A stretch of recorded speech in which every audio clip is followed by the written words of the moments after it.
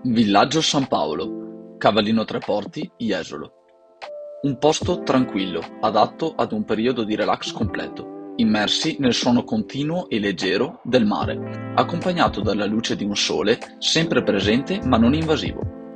Un posto pieno di servizi, ma soprattutto accessibile anche dai meno fortunati. Questo posto si merita una valorizzazione importante ed è per questo che siamo intervenuti noi ragazzi dell'ITS Red Academy.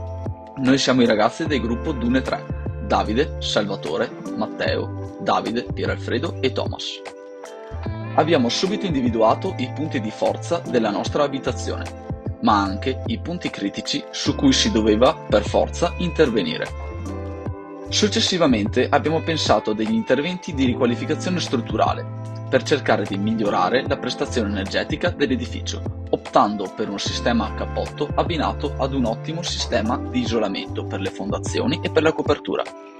Tutte queste idee hanno fruttato e hanno portato la nostra piccola bifamiliare in classe energetica A2. Siamo intervenuti anche sugli infissi e soprattutto sugli impianti, puntando su un nuovo sistema di ricambio dell'aria, di climatizzazione e riscaldamento, non dimenticandoci di quanto la tecnologia sia importante al giorno d'oggi, pensando anche ad un nuovo impianto elettrico domotico per garantire il massimo comfort abitativo. Tutto questo è alimentato da un impianto fotovoltaico sovradimensionato, installato su delle tettoie con tecnologia tetto verde, del parcheggio principale del villaggio, per garantire energia a tutte le abitazioni della zona delle dune, con un impianto centralizzato e per garantire soprattutto ombreggiamento alle auto degli ospiti. Oltre alla nostra piccola bifamiliare, i nostri compagni Thomas e Pieralfredo si sono concentrati anche sull'analisi della batteria Radaelli e dei problemi conservativi che la affliggono, proponendo idee e soluzioni per ridurre al minimo i danni su questo meraviglioso sito storico.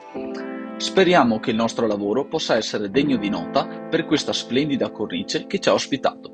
Grazie.